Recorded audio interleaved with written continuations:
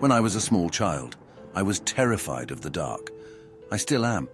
But back when I was around 6 years old, I couldn't go a full night without crying out for one of my parents to search beneath my bed or in my closet for whatever monster I thought was waiting to eat me. Even with a nightlight, I would still see dark shapes moving around the corners of the room, or strange faces looking in on me from my bedroom window. My parents would do their best to console me, telling me that it was just a bad dream or a trick of the light. But in my young mind, I was positive that the second I fell asleep, the bad things would get me. Most of the time I would just hide under the blankets until I became tired enough to stop worrying. But every now and then I would become so panicked that I would run screaming into my parents' room, waking up my brother and sister in the process. After an ordeal like that, there would be no way anyone would be getting a full night's rest.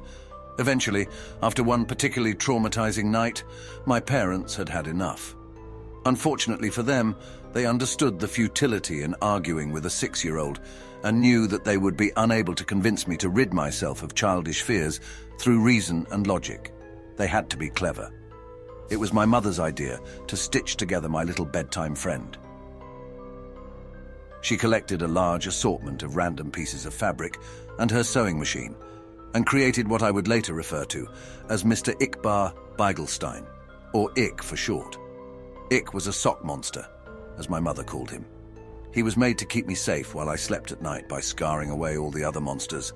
He was pretty damn creepy, I had to admit. Honestly, looking back on it all now, I'm still impressed that my mum could think of something so strange and disturbing looking. Ickbar had the stitched-together look of a Frankenstein gremlin with big white button eyes and floppy cat ears. His little arms and legs were made from a pair of my sister's black and white striped socks, and the half of his face that was green was made from one of my brother's tall football socks.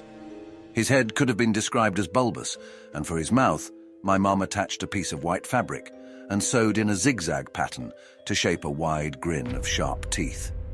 I loved him at once. From then on, Ick never left my side, so long as it was after dusk, of course. Ick didn't like the sun, and would get upset if I tried to bring him to school with me. But that was okay. I only needed him at night to keep away the boogeyman, which was what he was good at. So every night at bedtime, Ick would tell me where the monsters were hiding, and I would place him near the section of my room closest to the spookiness. If there was something in the closet, Ick would block the door. If there was a dark creature scratching at my window, Ick would be pressed up against the glass. If there was a big hairy beast under my bed, then under the bed he went. Sometimes the monsters weren't even in my room. Sometimes they would hide in my dreams, and Ickbar would have to come with me into my nightmares. It was fun bringing Ick into my dream world, as he and I would spend hours fighting off ghouls and demons. The best part was, in my dreams, Ick could talk to me for real. How much do you love me? He would ask. More than anything. I would always tell him. One night in a dream, after I had lost my first tooth, Ick asked me for a favor. "Can I have your tooth?" I asked him why. "To help me kill the bad things," he said. The next morning at breakfast, my mum asked me where my tooth went. From what she told me, the tooth fairy didn't find it under my pillow. When I told her that I gave it to Ickbar, she just shrugged and went back to feeding my little sister. From then on, every time I lost a tooth, I would give it to Ick. He would always thank me, of course, and tell me that he loved me. Eventually, though, I ran out of baby teeth and I was beginning to get a little too old to still be playing with dolls.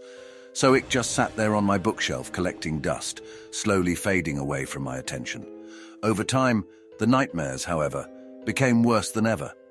So bad that they even began to follow me to the waking world, terrorizing every dark corner or rustle in the bushes. After one particularly bad night, biking home from a friend's house, where I swore a pack of rabid dogs were chasing me, I got home to find something strange waiting for me in my room. There, on my bed, standing fully upright in the soft glow of the moonlight from my window, was Ickbar.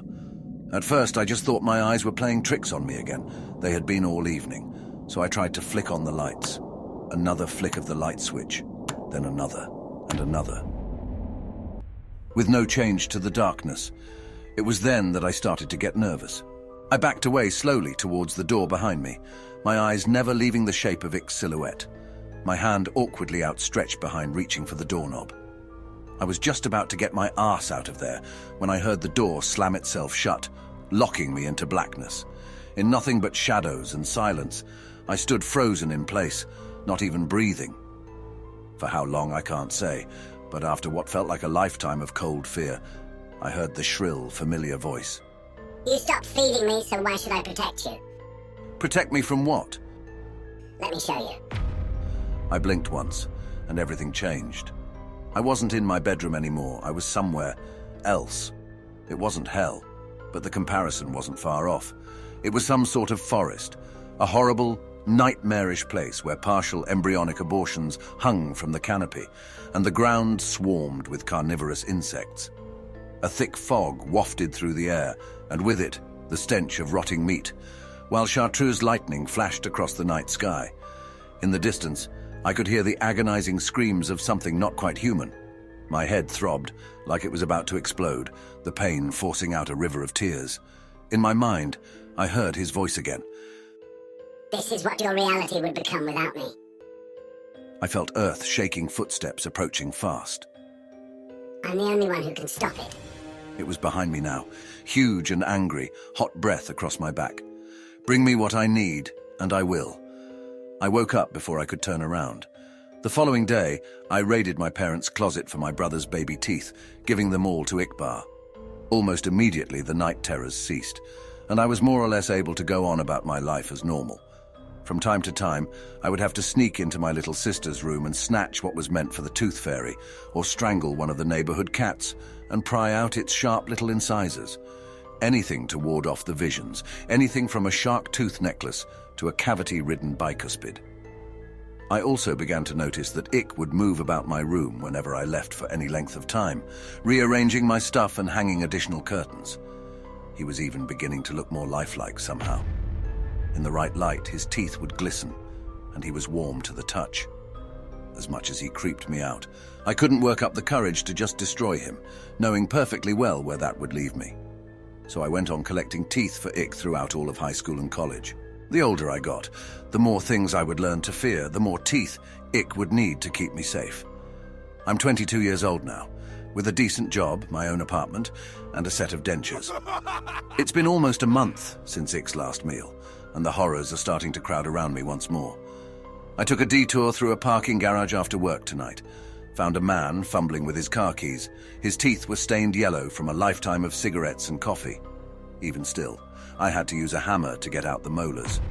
When I got back to my apartment, he was waiting for me, on the ceiling, in the corner. 2 white eyes and mouth of razors. How much do you love me? He asks.